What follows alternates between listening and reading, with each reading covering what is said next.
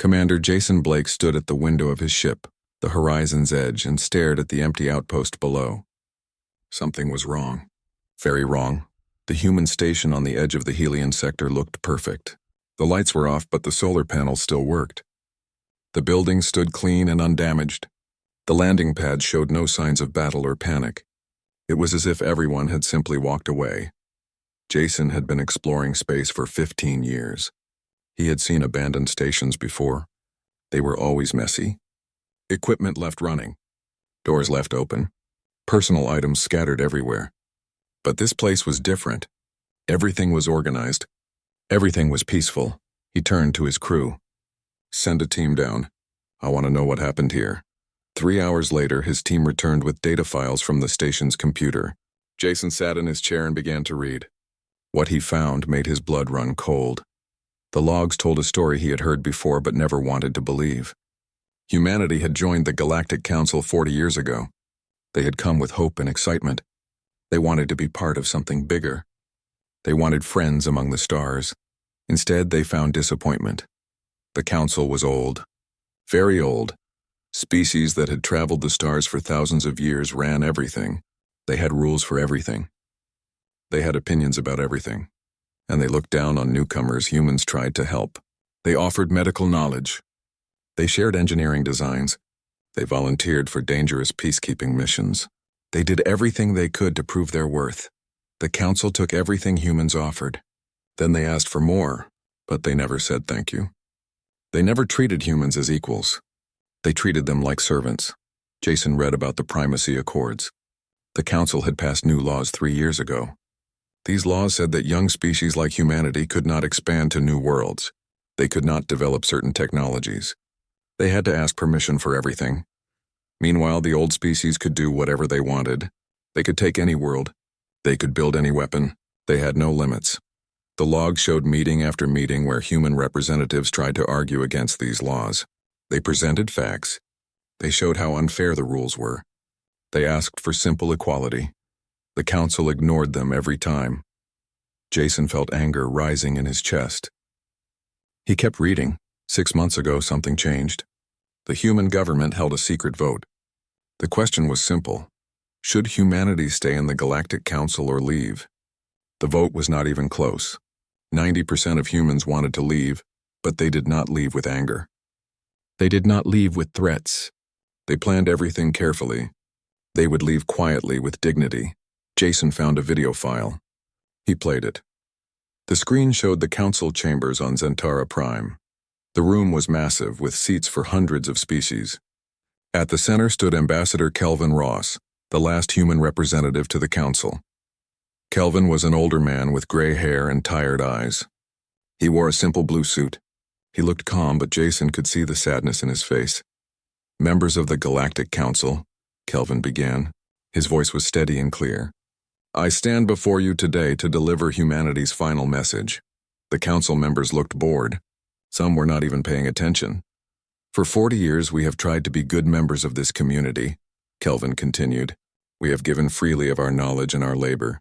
We have asked only for respect and fair treatment in return." Now some council members were paying attention. They sensed something different in Kelvin's tone. "We have not received that respect. Time and again we have been dismissed. Our concerns have been ignored. Our contributions have been taken for granted. The Primacy Accords made it clear that we will never be seen as equals here." Kelvin paused. The room was completely silent now. "Therefore, humanity is withdrawing from the Galactic Council. We are recalling all our citizens from Council space. We are closing our embassies and outposts. We are ending all trade agreements and partnerships." The council chamber erupted. Species were shouting. Some were angry. Some were laughing.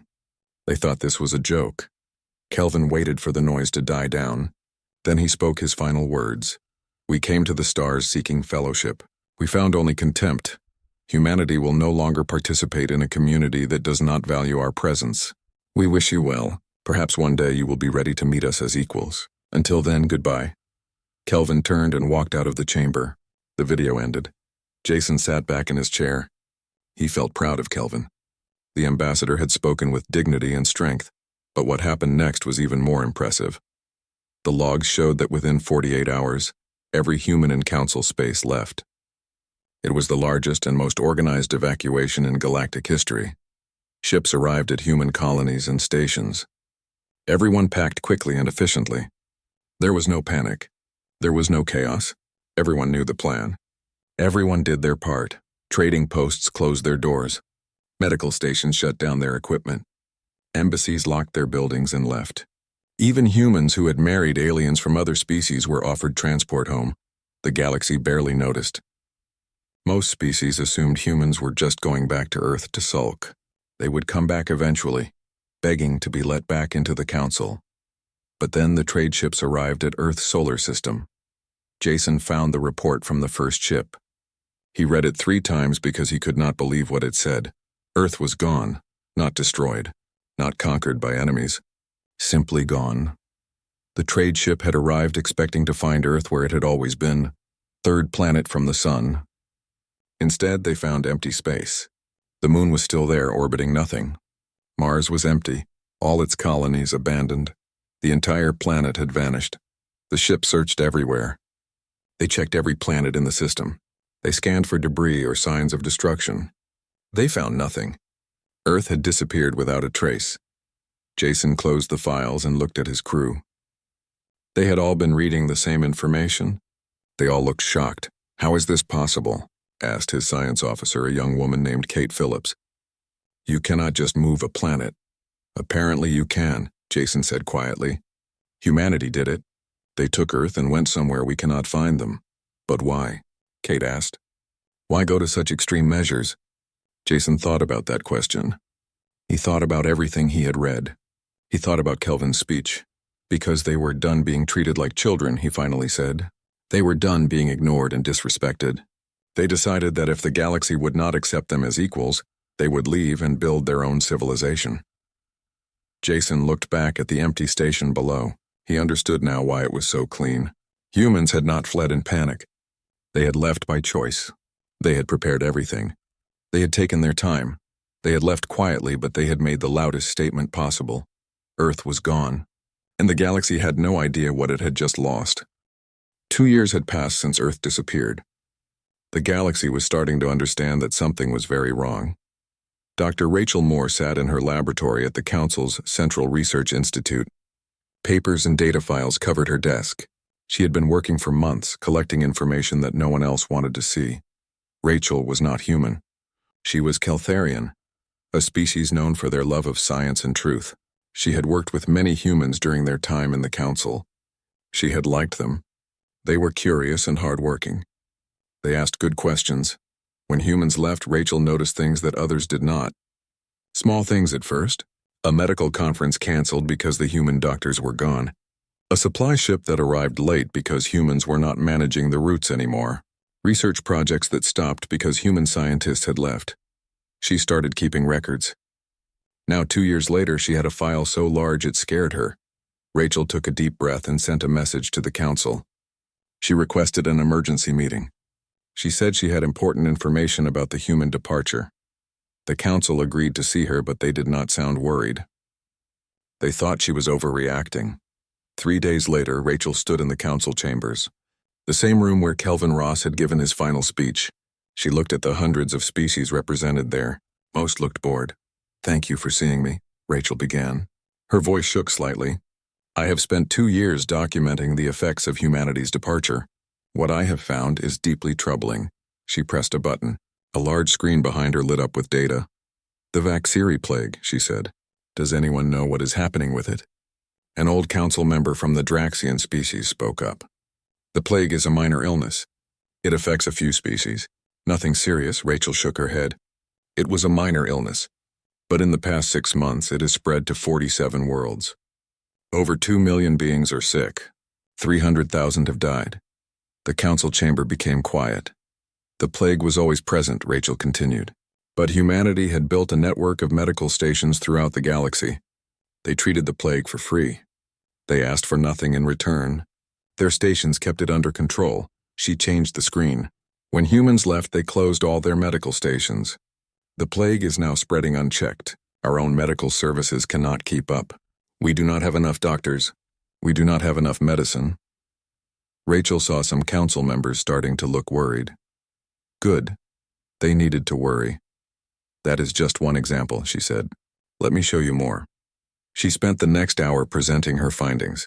Trade routes that were falling apart, supply chains that no longer worked, food shortages on 17 worlds, power grids failing on industrial planets, water treatment systems breaking down on colony worlds. Everywhere Rachel looked, she found the same pattern. Humans had been quietly fixing problems. They had been maintaining systems. They had been preventing disasters, and no one had noticed because everything just worked. Now humans were gone and nothing worked properly anymore. When Rachel finished, the council chamber was silent. Finally, a young council member from the Zentaran species stood up. His name was Vorn, and he looked angry. Why did we not know about this? Vorn demanded. Why were humans doing all these things without telling us? Rachel smiled sadly. They did tell us. There are records of hundreds of reports filed by human workers and scientists. Reports about problems they fixed, systems they improved, services they provided, all filed properly with the council. She paused. We just never read them. We thought their work was not important. Another council member spoke up. Surely this is temporary. We can hire others to do these jobs. We can rebuild these systems, can we? Rachel asked. She pulled up more data. Here is a list of the skills humans provided. Medical expertise in 43 different fields. Engineering knowledge for 17 types of power systems. Agricultural techniques for 30 different climates. Logistics coordination for the entire southern quadrant. She looked around the room. It will take us decades to replace what they built, if we can replace it at all. While Rachel was presenting to the council, something else was happening across the galaxy. Captain Daniel Hayes sat in a small apartment on Zentara Prime. He was one of the few humans who had chosen to stay behind. He had married a Zentaran woman named Liara. They had 2 children. Daniel loved his wife and children. He did not want to leave them. But staying behind was becoming dangerous. There was a knock on his door. Daniel looked through the viewer and saw 3 large beings he did not recognize. He did not open the door. Daniel Hayes, one of them, called through the door. We need to talk to you about human technology. I am not a scientist, Daniel called back. I cannot help you. You will talk to us or things will become difficult for your family. Daniel felt cold fear. He quickly sent a message to Liara, who was at work. Then he sent another message to the only person he thought might help, the Zentaran council member, Vorn. The beings at his door tried to force it open. Daniel grabbed his children and ran to the back room. He locked the door and waited. 20 minutes later, he heard different voices. Then silence. Then a knock. Mr. Hayes, this is council security. You are safe now. Daniel opened the door carefully. Council security had arrested the 3 beings. Vorn stood behind them, looking upset. I am sorry, Vorn said. This should not have happened. You are under council protection now. Later that day, Vorn visited Daniel again. This time they talked. I need to understand, Vorn said. Why did humans leave, really? Daniel looked at the young council member. He seemed genuinely interested. Not like the older members who never listened. Imagine, Daniel began, that you join a new group. You are excited. You want to help. You want to belong, Vorn nodded. But every time you try to help, people ignore you. Every time you have an idea, people dismiss it. Every time you ask for something fair, people say no. How long would you stay in that group? Vorn thought about this. I would leave. Exactly, Daniel said. Humans tried for 40 years. We really tried, but the council never saw us as equals. The primacy accords proved that. So we left. But Earth, Vorn said. How did you move an entire planet? Daniel smiled. You want our secrets? That is the problem. You want what we can do for you. You do not want us. You want our technology, our knowledge, our work, but you do not want to treat us with respect. Vorn looked ashamed. You are right. I am sorry. Meanwhile, on the other side of the galaxy, Ambassador Talon was beginning his own journey. Talon was of Rexian, a proud species known for their military strength.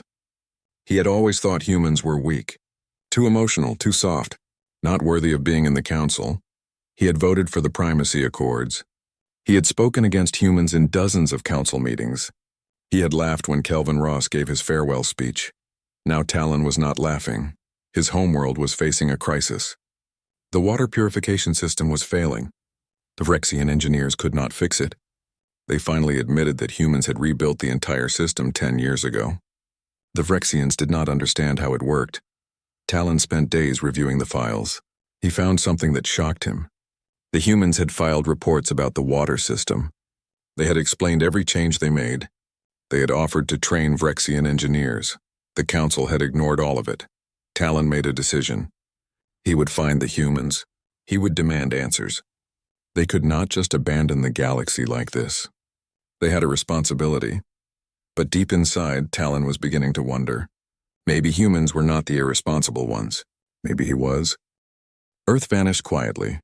The galaxy realizes its greatest mistake. 5 years had passed since Earth vanished. The galaxy was falling apart. Lieutenant Amy Carson had been dead for 3 years. At least that is what the record said. But her final gift to the galaxy was very much alive. Before humans left, Amy had been a military attaché. She worked with the Council's security forces. She had access to many files and systems, and she had been very, very careful about what she saved. Amy created something she called the Truth Archive. It was encrypted and hidden across dozens of computer systems. Every 6 months, a new file would unlock automatically. No one could stop it. The latest file had just opened. Council members across the galaxy received the same message at the same time. When they opened it, they found detailed records. Records of every insult humans had endured. Every meeting where human voices were ignored. Every time human help was dismissed or taken for granted. There were video recordings, audio files, written reports. Everything was documented perfectly. One file showed a council meeting from 10 years ago. Human representatives had warned about a growing terrorist group in the outer sectors. They had intelligence. They had proof. They asked for permission to investigate. The council had laughed. Terrorists were not a real threat, they said. Humans were just trying to make themselves look important. 6 months later, the terrorist group bombed a civilian station. 3,000 beings died. Another file showed humans stopping a war between two species. They had spent months in quiet diplomacy, talking to both sides, finding solutions. The war never happened. The council never knew. No one thanked the humans. No one even noticed. File after file showed the same pattern. Humans working hard, humans solving problems, humans preventing disasters, all without recognition, all without reward. The files were spreading across the galaxy's communication networks.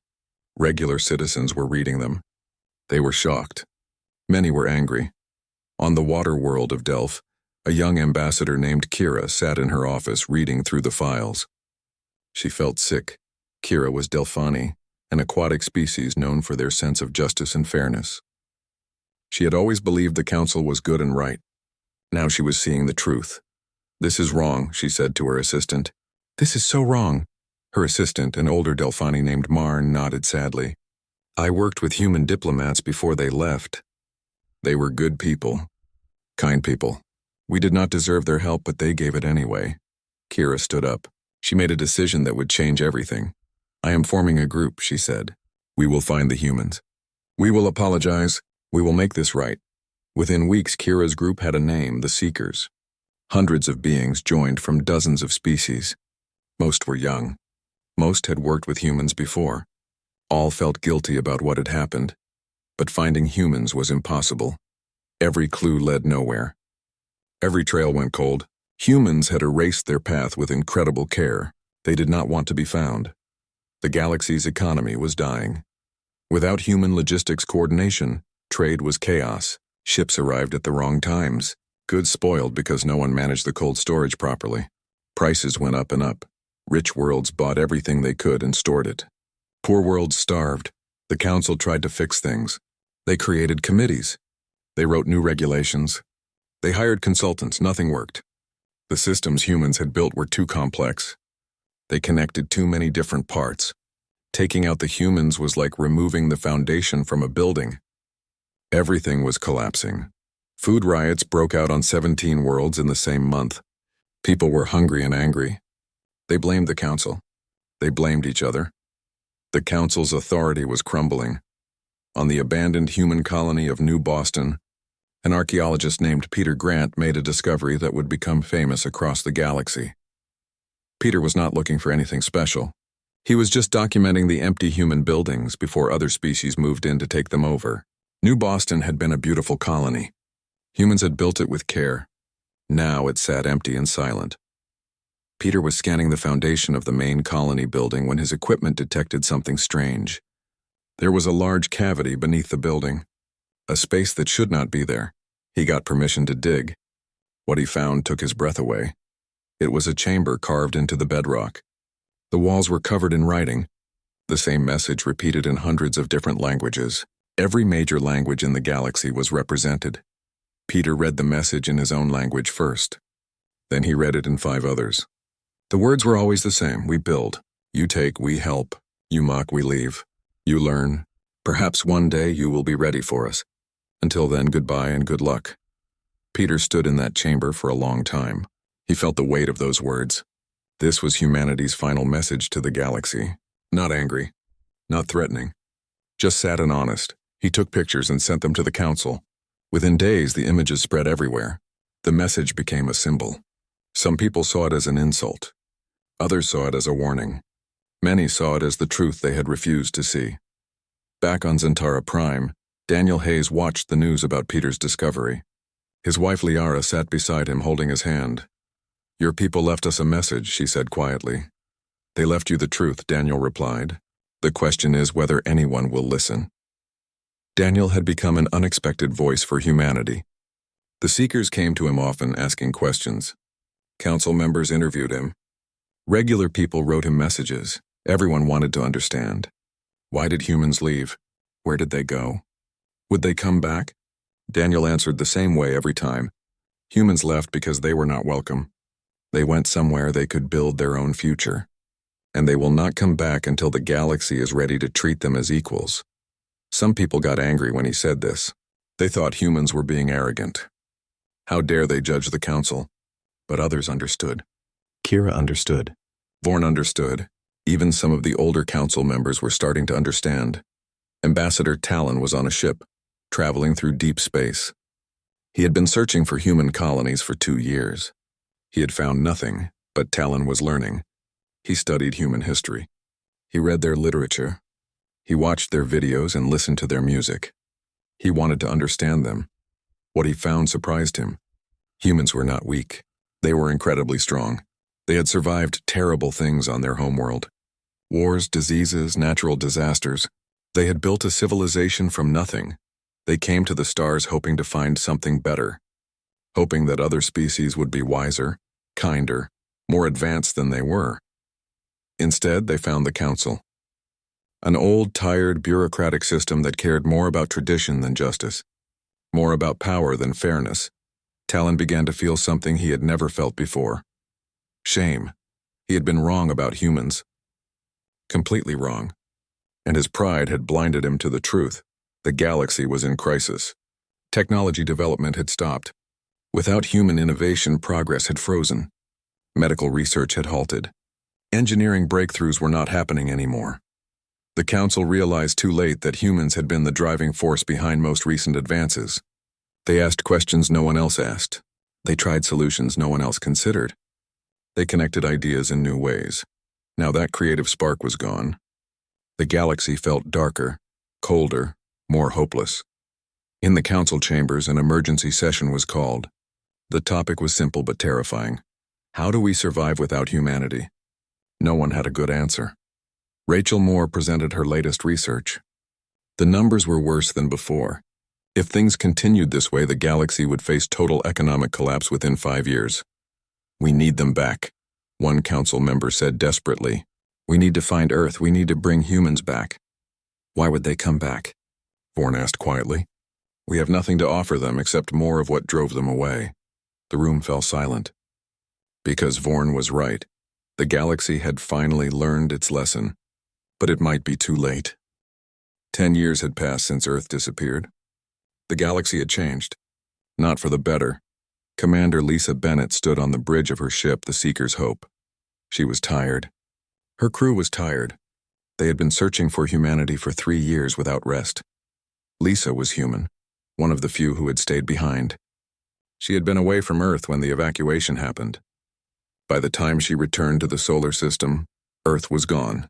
Her home, her family, everyone she loved, all vanished. She could have been bitter, Instead, she chose to help. She joined the Seekers and eventually became the leader of their exploration division.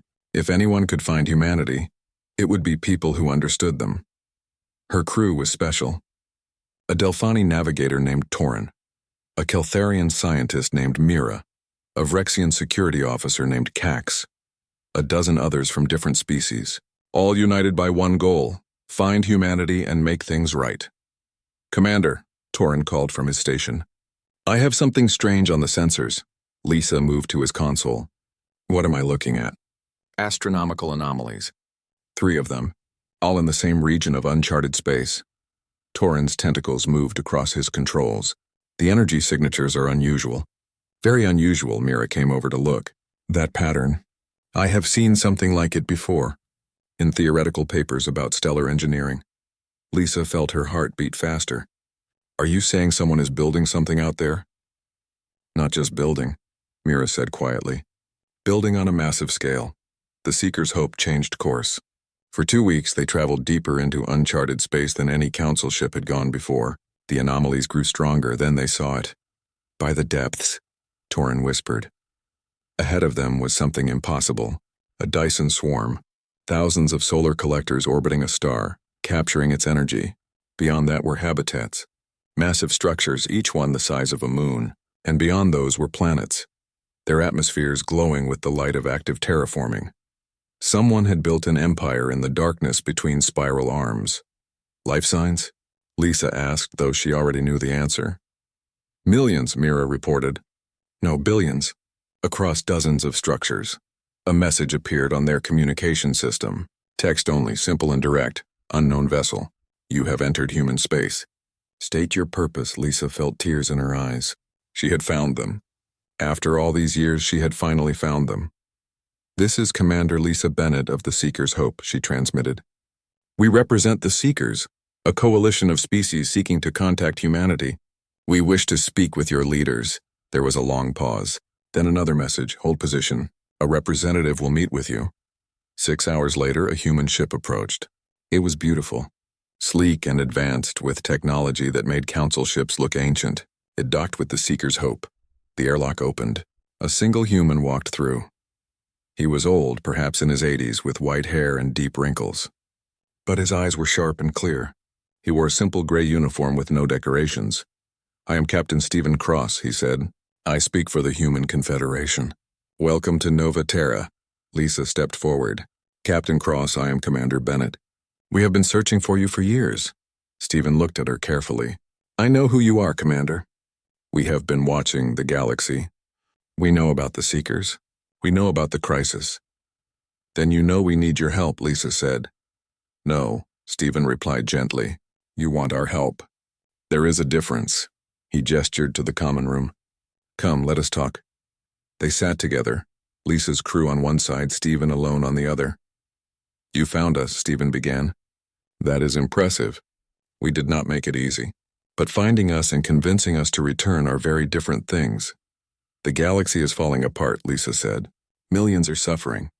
We need humanity's knowledge, your skills, your help." "Why?" Stephen asked simply. Lisa blinked. "Because people are dying. Systems are collapsing. The galaxy needs you." "The galaxy dismissed us for 40 years, Stephen said. His voice was not angry, just factual. "The galaxy told us we were not important, not advanced enough, not worthy. Now things are difficult and suddenly we are needed." Mira spoke up. "We were wrong. The Council was wrong. Many of us have spent years trying to fix that mistake." Stephen looked at her kindly. "I know, we have watched the Seekers. You are good people, but good intentions are not enough." He stood and walked to the window. Outside, human ships moved between the orbital habitats. "Let me tell you what humanity has been doing for 10 years, he said. "We have been building. We moved Earth and 12 colony worlds through dimensional space, an engineering feat the Council said was impossible." He pointed to the structures outside. "We have created habitats for 10 billion people. We have terraformed 16 new worlds. We have developed technologies the Council has not even imagined." Stephen turned back to them.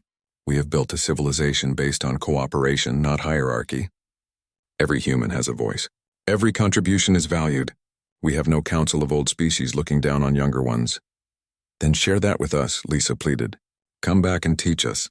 Help us build something better. Why would we? Stephen asked. So the council can take our knowledge and still treat us as inferiors? So they can use our technology and still pass laws limiting our freedom? Lisa had no answer. Because she knew Stephen was right. Stephen's expression softened. Commander Bennett, I understand your mission. I respect it. But you are asking us to save a system that rejected us, to help people who would not help themselves, to return to a community that never wanted us as equals. He sat back down. Tell me honestly, has the council really changed? Or do they just want us back to fix their problems? Lisa thought about the council meetings she had attended, the arguments she had heard, the resistance to real change from the older species. Some have changed, she said quietly. The Seekers believe in real reform. Kira, Vorn, Rachel, and many others want to create something better. Some, Stephen repeated. Not all. Not even most, Torrin spoke for the first time. What would it take? What would make you consider returning? Stephen smiled sadly. True equality.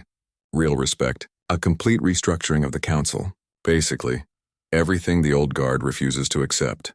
He stood to leave. I will take your message to our government. But I must be honest, the answer will probably be no. We have no desire to rejoin a system that hurt us. At the airlock, Stephen paused. There is something you should know. The council is sending military ships to this region. They think they can force us to come back, Lisa felt cold. They cannot do that. They are trying, Stephen said. Tell Ambassador Talon that if council military ships enter human space, they will be escorted out. Politely but firmly. We will not be threatened. After Stephen left, Lisa's crew sat in silence. He is right, Kak said finally. The big Rexian looked troubled. We are asking them to save us from our own mistakes. Why should they? Because it is the right thing to do, Lisa said. But even she heard how weak that sounded. She recorded a message to send back to council space. To Kira, to Vorn, to all the Seekers. The message was simple but devastating. We found humanity. They are thriving. They have built something beautiful, and they do not want to come back. We must accept that we did not just lose Earth. We lost the best part of ourselves, and we have no one to blame but us. Lisa looked out at the human structures glowing in the darkness of space. They had built an empire while the council fell apart. Humanity had not needed the galaxy. The galaxy had needed humanity. That was the hardest truth of all. 15 years had passed since Earth vanished. The galaxy stood at a crossroads. Ambassador Kira sat in her office looking at a simple message on her screen. After years of sending messages into the void, humanity had finally responded. The message was short. We will meet. Neutral ground. Unity Station. 1 month Unity Station. The abandoned space station at the edge of Council space. Humans had built it 30 years ago as a gift to the galaxy, a place for all species to meet and trade freely. The Council had barely used it. Now it would host the most important meeting in galactic history. Kira immediately contacted Vorn, Rachel, and the other leaders of the Seekers movement. They had work to do. The Seekers had grown powerful over the years. What started as a small group of guilt-ridden individuals was now a major political force. Over 80 species had joined. They controlled significant voting power in the council, but the old guard still resisted change. Species like the Draxians and the Korthan refused to admit any wrongdoing. They said humanity should be grateful for the privilege of being in the council. They said humans were being childish and arrogant. They will never change, Vorn said during a planning meeting. The old species are too proud. Then we change without them, Kira replied. She had spent 15 years fighting for reform. She was done being patient. The month passed quickly. Ships from across the galaxy converged on Unity Station. The Seekers came in force. Even some of the old guard attended, though more to protect their interests than to apologize. Kira arrived early. She wanted to see the station before the humans arrived. Walking through its corridors, she felt sadness. The station was beautiful. Humans had designed it with care. Wide corridors for species of all sizes. Multiple atmosphere zones. Art from 100 different cultures. It was a place built by people who believed in unity and cooperation.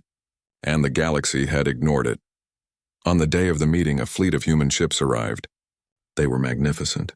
Sleek and powerful with technology that made council military vessels look primitive. They took up positions around the station, not threatening but clearly ready for anything. A single ship docked at the main port. From it emerged the human delegation. President Nicole Adams led the way. She was in her 50s with brown hair starting to gray and intelligent eyes that missed nothing. She wore a simple blue uniform with the seal of the Human Confederation. Behind her walked scientists, engineers, artists, and regular citizens. 20 humans total, each carefully chosen to represent their civilization. Kira met them at the airlock. President Adams, welcome. Thank you for coming. Nicole looked at her carefully. Ambassador Kira, your messages were very persistent and sincere. That is why we are here. They walked together to the main conference hall. Hundreds of beings from dozens of species waited there. The room fell silent as the humans entered. Nicole stood at the center. She did not look nervous. She looked calm and confident. 15 years ago, she began, humanity left this community. We did not leave in anger, though we had every right to be angry. We did not leave with threats, though we could have made threats. We left quietly with dignity, because we deserved better than what we were receiving. The room was completely silent. Since then, we have built our own civilization. We have thrived. We have grown.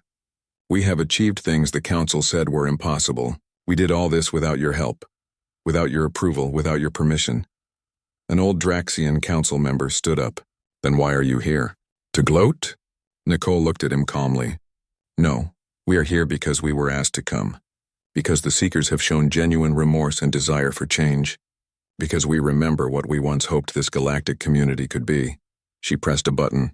Holographic displays appeared showing images and data. We bring gifts, Nicole said. Medical research that can cure the Vaxiri plague and 17 other diseases. Agricultural techniques that can feed billions. Clean energy technology that can power entire worlds. Education systems that value creativity and critical thinking. The council members leaned forward, excited. This was what they wanted. Human knowledge, human technology. But, Nicole continued, and her voice became firm, these gifts come with conditions. The room stirred. Conditions? Who are humans to set conditions? We will share this knowledge freely, Nicole said. But we will not rejoin the Galactic Council. Shock spread through the room. The Rexian stood again. You reject us? No, Nicole said. We reject a system that is fundamentally unfair. The Council is based on the idea that older species deserve more power and respect than younger ones, that some beings are naturally superior to others, that hierarchy matters more than contribution. She looked around the room. We propose something different, an alliance of free worlds, a true democracy where every species, regardless of age or power, has an equal voice, where laws are made by consensus, not imposed by the old on the young, where respect is earned through actions, not demanded because of tradition. Bourne stood up. The Seekers support this proposal. Kira stood as well. The Delphani support this proposal. One by one, representatives from younger species stood. Within minutes, over half the room was standing, but the old guard remained seated. The Draxians, the Korthan, the Vaxiri, and others. They looked angry. This is an insult, the Draxian said. We built the council. We created galactic civilization. You would throw that away? Nicole shook her head. You created a system that worked for you. That gave you power and privilege, but it never worked for everyone. We are not asking you to throw it away. We are offering an alternative. And if we refuse? Another old guard member asked. Then you refuse, Nicole said simply. We will form the alliance with those who wish to join. The council can continue as it is, but you will do so without human knowledge, without human help, and without the species that choose to join us instead. The threat was clear. The council would split. The old guard would lose the very species that had been keeping them afloat. For 3 days, the council debated. Arguments echoed through Unity Station. The old guard insisted on keeping their power. The Seekers demanded real change. Humanity simply waited. Finally, the vote came. 53 species voted to join the Alliance of Free Worlds. 27 voted to remain in the traditional council. The rest abstained, waiting to see which side would prove stronger. The galaxy had split. Humanity became the founding member of the Alliance. Unity Station became its capital. Within months, the station transformed. Humans brought technology and resources. Other species brought their own gifts. The empty corridors filled with life and hope. The Alliance began sharing human knowledge immediately. Medical teams fanned out across member worlds, treating diseases. Engineers arrived to fix failing systems. Teachers started schools based on human education models. The results were immediate and dramatic. Plague rates dropped, food production increased, energy became cleaner and cheaper. The Alliance worlds began to thrive. Meanwhile, the old council struggled. Without the younger species, they lacked workers and innovators. Their economy continued to decline. Some old guard members started to regret their choice. 6 months after the split, Nicole stood on the observation deck of Unity Station. Through the massive windows, she could see Earth, beautiful blue Earth restored to normal space, orbiting peacefully in a system near the station. Beside her stood Ambassador Talon, the proud Rexian who once mocked humanity, who once thought they were weak and unimportant. He had spent 10 years learning, growing, changing. He had fought harder than anyone for reconciliation. "I never thought I would see this," Talon said quietly, looking at Earth. "Your home world, the planet that vanished." "We never really left," Nicole said. "We just stepped back until the galaxy was ready for us." Talon turned to her. "I have a question that has haunted me for years. Why did you help us at all? We treated you terribly, mocked you, dismissed you. You could have left us to collapse," Nicole smiled. "Because helping others is not something we do for reward or recognition. It is simply who we are." She looked at Talon. "You mistook our kindness for weakness, our patience for submission, our willingness to help for desperation to be accepted. We were none of those things. We were just people who believed in something better," she continued. "When we realized the council would never be that something better, we built it ourselves." "And now?" Talon asked. "Now we build it together," Nicole said. "The Alliance is not perfect. It will face challenges, but it is based on real equality and mutual respect. That is a foundation that can last." She put her hand on the window, looking at her home planet. "Earth vanished quietly because we refused to make our departure about revenge or anger. We left with grace because that is who we are. And we returned the same way," she added. "Not to save the galaxy, not to prove we were right, but to offer a chance at something better. For those wise enough to take it." Talon bowed his head. "On behalf of my people and myself, I apologize. For everything. For the disrespect, the dismissal, the arrogance. I am sorry, I know," Nicole said gently.